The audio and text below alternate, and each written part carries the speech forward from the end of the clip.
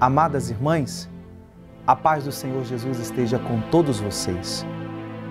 Hoje, sexta-feira, dia 2 de março, estamos na segunda semana do tempo da Quaresma e vamos meditar no Evangelho de São Mateus, capítulo 21, versículos 33 a 43 e 45 e 46.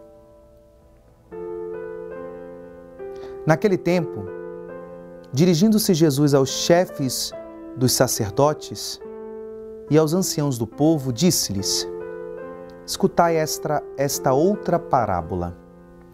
Certo proprietário plantou uma vinha, pôs uma cerca em volta, fez nela um lagar para esmagar as uvas e construiu uma torre de guarda.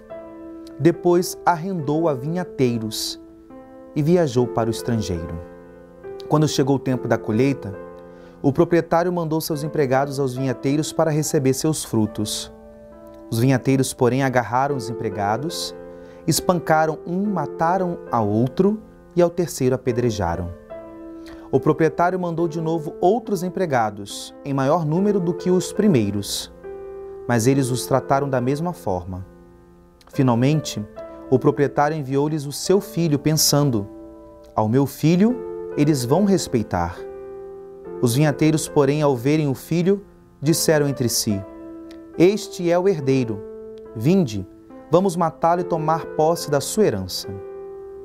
Então agarraram o filho, jogaram-no para fora da vinha e o mataram. Pois bem, quando o dono da vinha voltar, o que fará com esses vinhateiros? Os sumos sacerdotes e os anciãos do povo responderam: com certeza mandará matar de modo violento esses perversos e arrenderá a vinha a outros vinhateiros que lhe entregarão os frutos no tempo certo. Então Jesus lhe disse: vós nunca lestes nas Escrituras?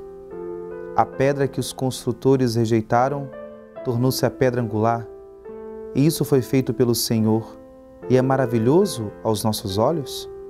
Por isso eu vos digo, o reino de Deus vos será tirado, e será entregue a um povo que produzirá frutos. Os sumos sacerdotes e os fariseus ouviram as parábolas de Jesus e compreenderam que estava falando deles.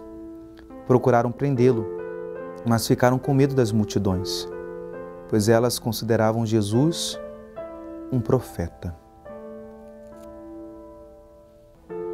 Palavra da salvação. Queridos irmãos, nós acabamos de escutar a parábola dos vinhateiros homicidas. E nessa parábola, de modo especial, nós temos de um modo bem sintético um grande resumo da história da salvação. Da bondade, dos dons de Deus que são colocados à disposição do homem, daqueles que o Senhor enviou para anunciar a salvação desde a antiga aliança, chegando na plenitude dos tempos, enviando o seu Filho para manifestar a salvação.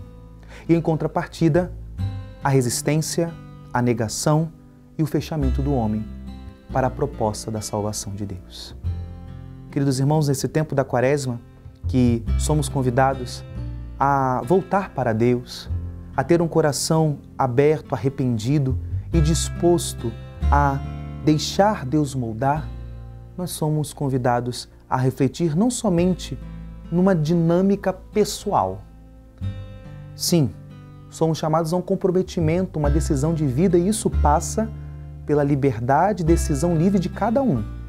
Mas como nós ouvimos nessa parábola, nós percebemos que há uma grande relação entre a nossa conversão pessoal e os frutos dessa conversão de uma forma comunitária, fraterna.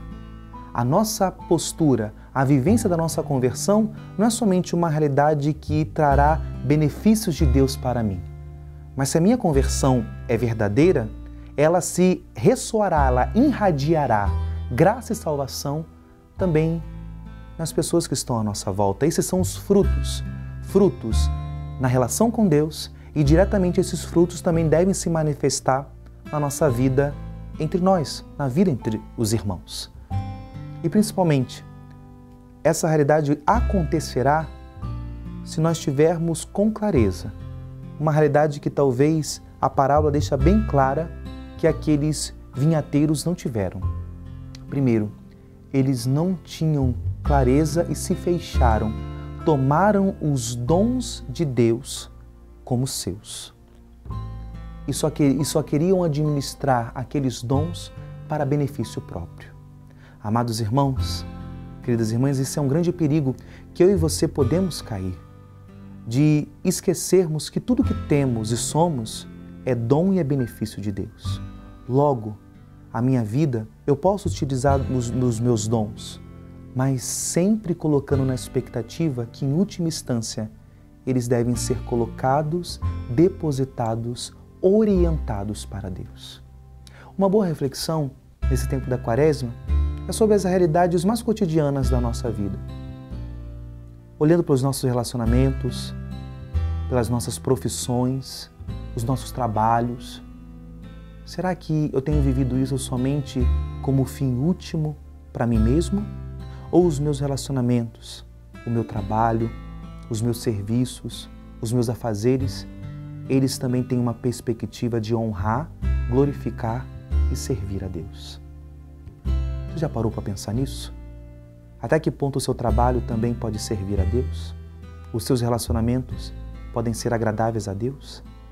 A sua vida familiar, tudo aquilo que você faz e escolhe, ele tem o fim último em Deus? É uma boa proposta de conversão. Que o Senhor nos dê essa graça e faça cada um de nós ter uma profunda reflexão de que tudo que veio de Deus está nas minhas mãos, mas não pode parar em mim. Deve voltar para Deus, porque ali terá glória e ali estará também a minha salvação no Senhor. Que o Senhor nos dê essa graça nesse dia.